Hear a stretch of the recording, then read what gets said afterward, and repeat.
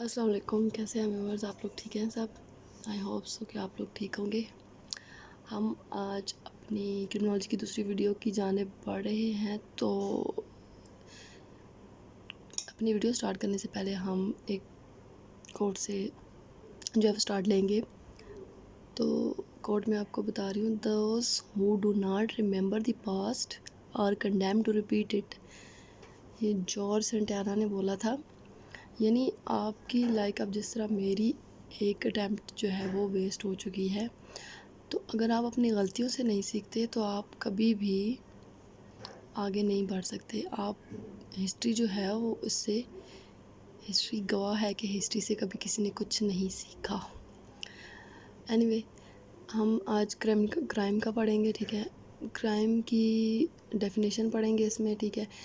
सबसे पहले क्राइम होता क्या है वो पढ़ेंगे, फिर अब इसमें आगे डिटेल में अगर इतना छोटा सा क्वेश्चन आता नहीं है, इसके साथ कुछ और रिलेट करके फिर वो क्वेश्चन देगा। लेकिन अगर क्राइम पे सिर्फ क्वेश्चन आ जाता है तो फिर इसकी हम डेफिनेशन लिखेंगे, फिर एडवेंट सदरलैंड ने जो डेफिनेशन दी थी वो लिखेंगे, फिर डोनाल्ड थफ्ट एक और है उन्होंने दी थी वो लिखेंगे, ठीक है। तो इसकी हम सिंपल जो डेफिनेशन आती है वो it is unlawful act punishable by the law. यानी लॉ के अगेंस्ट आप कुछ भी करेंगे तो वो आपका क्राइम ही कंसिडर होगा।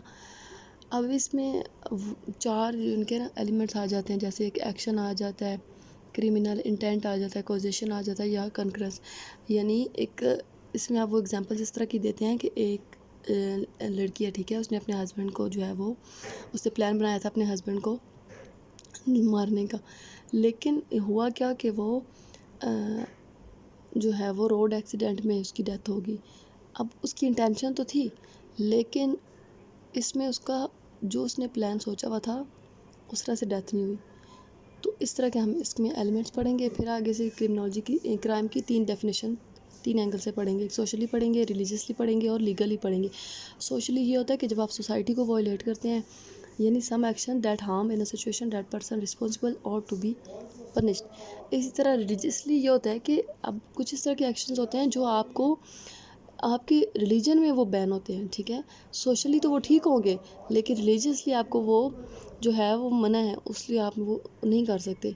इसी तरह कुछ ऐसे होते हैं जो रिलीजियसली भी मना नहीं होते, सोशली भी नहीं होते, लेकिन लीगली वो आपको मना होते हैं, ठीक है। तो ये क्राइम के तीन एंगल है। उसके बाद क्रिमिनोलॉजी की डेफिनेशन पढ़ेंगे। क्रिमिनोलॉजी जो है वो हम कहते हैं कि it is the body of knowledge regarding crime as a social phenomena. यानी इसमें हम इसको जो डोनाल्ड थफ्ट है वो इसको कहते हैं कि हम क्रिमिनोलॉजी को दो तरीक़ों से पढ़ेंगे, एक जनरल और एक स्पेसिफिक। उन्होंने दो ब्रांचेस में डिवाइड किया हुआ है। जो जनरल होती है कि उसमें हम क्राइम और क्रिमिनल्स को पढ़ेंगे, ठीक है।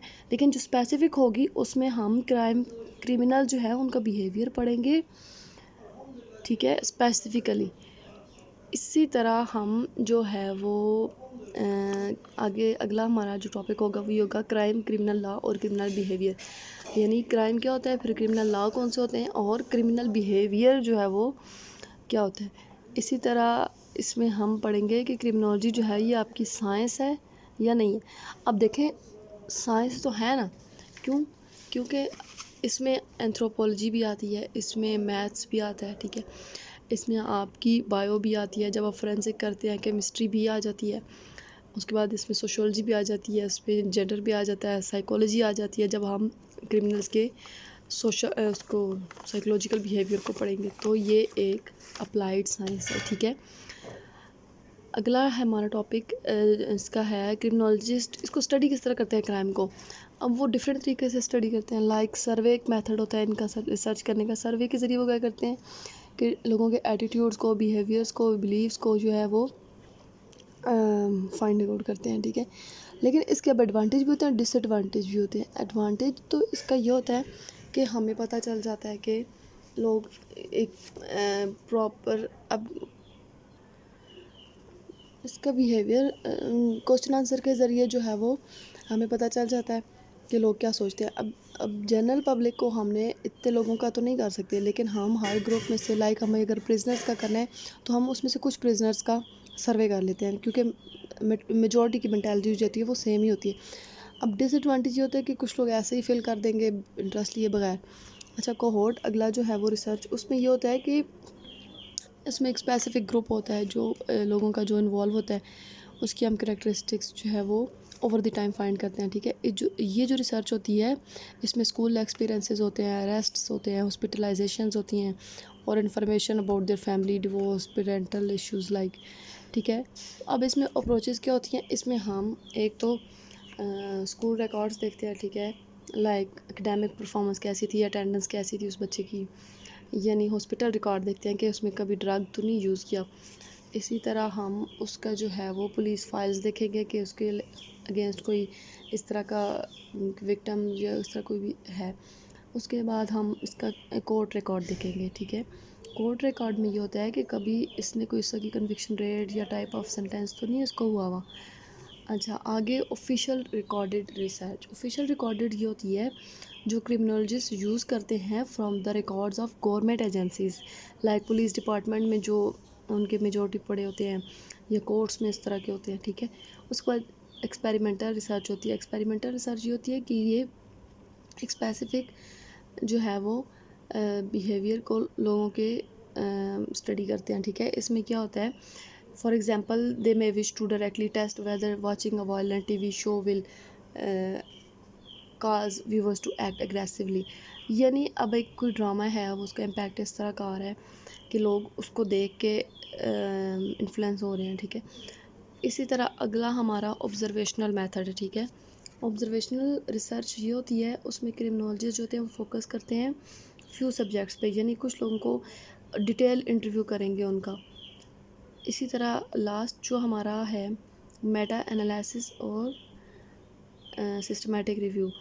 अब इसमें ये होता है कि मेटा एनालिसिस जो होता है, इसमें डेटा गैदर करते हैं, ठीक है, डिफरेंट स्टडीज़ से, लेकिन इसमें क्या होता है कि कंपैटिबल इन्फॉर्मेशन जो होती है वो एक्सट्रैक्ट होती है और उसको फिर कंबाइन करते हैं, जबकि जो ग्रुप डेटा होता है वो डिफरेंट स्टडीज़ से वो ज़्यादा पावरफुल होता है और वैलिड होता है। तो रिजल्ट्स भी जो इसमें होते हैं वो कंपैरेटिवली बेहतर होते हैं, ठीक है। सिस्टमैटिक रिव्यू ये होता है कि इसमें एक widely accepted means of evaluating the effectiveness of public police intervention, यानी एक पूरे सिस्टम के साथ ये पर्टिकुलर प्रॉब्लम को क्या करते हैं, पहले उसका अप्रेज करते हैं, फिर उसको एविडेंसेस को देखते हैं, फिर जो सारे एविडेंस होते हैं उनको एक जगह पर रख के फिर साइंटिफिक क्वेश्चनिंग करते हैं, ठीक है। अच्छा, उसके बाद हमारा है एक्सप्लेनिंग क्राइम ट्रेंड्स, ठीक है। अब इसमें क्या होता है, आपको ये नज़र आ रहा होगा, हम इसमें एज देखते हैं कि कौन सी एज के लोग ज़्यादा क्राइम की तरफ प्रोन होते हैं, ठीक है। फिर उसके बाद इकॉनमी देखते हैं। अब इकॉनमी में दो टॉपिक आते हैं। इकॉनमी में पहले तो वो कहते हैं कि जो कुछ लोग कहते हैं कि कुछ school of thought like divided है इनका ओपिनियन, उसमें ये कहते हैं कि कुछ लोग ज़्यादा क्राइम तब करते हैं जब वो इकनॉमिकली जो है वो डाउन होते हैं, यानी उनके पास अनएम्प्लॉयमेंट होती है तो वो करते हैं। लेकिन कुछ का ये ख्याल है कि इकॉनमी जब डाउन होती है तो क्राइम कम होता है। क्यों? क्योंकि अनएम्प्लॉय लोग घर बैठे होते हैं तो उनको टाइम मिल जाता है अपने बच्चों के साथ टाइम स्पेंड करने का, तो इस वजह से वो क्राइम कम करते हैं। उसके बाद हमारा सोशल लाइज, इसमें ये होता है कि सिंगल जो पेरेंट्स होते हैं उनका फिर ड्रॉप आउट रेट देखते हैं स्कूल का। अच्छा, गैंग्स अगला जो है वो, अब गैंग्स पे भी कहते हैं कि गैंग की वजह से क्राइम कम होता है या ज़्यादा होता है। क्राइम रेट जो है वो गैंग्स की वजह से बहुत ज़्यादा हो जाता है। अभी एक सर्वे उन्होंने किया था जिसमें कहा था कि 750,000 गैंग्स मेंबर्स इन यूएस, ठीक है। अब आगे ड्रग यूज़ देखेंगे कि जो लोग ड्रग यूज़ करते हैं वो ज़्यादा क्राइम की तरफ होते हैं, जो ड्रग यूज़ नहीं करते वो ज़्यादा। उसके बाद अगला हमारा जो आता है वो है मीडिया। अब मीडिया का ये होता है कि मीडिया पे सम एक्सपर्ट्स ये कहते हैं कि वायलेंट मीडिया जो है वो डायरेक्शन ऑफ क्राइम रेट बढ़ाता है, यानी वो नए नए उनको टैक्टिक्स बताता है कि इस तरह क्राइम हो सकते हैं। अब कुछ लोग इतने इनोसेंट होते हैं उनको नहीं पता होता, लेकिन जब वो टीवी पे कोई ड्रामा देखेंगे इस तरह का तो ओबियसली उनको पता चल जाएगा।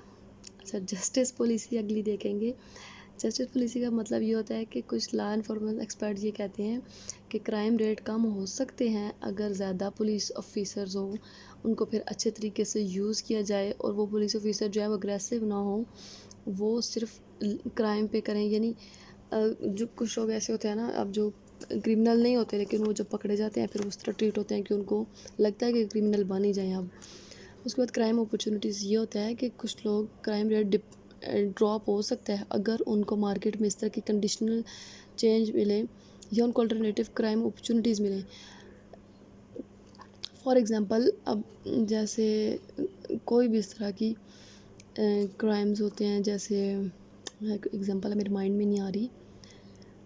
अब घर की सिक्योरिटी इस तरह हो जाए या फिर कमर्शियल एरिया में सिक्योरिटी इस तरह कैमरे डिवाइस किए जाएँ ताकि उनको पता हो कि यहाँ पे हम जो है वो पकड़े जा सकते हैं, ठीक है। अपॉर्चुनिटीज़ ही ना मिले उनको क्राइम करने की।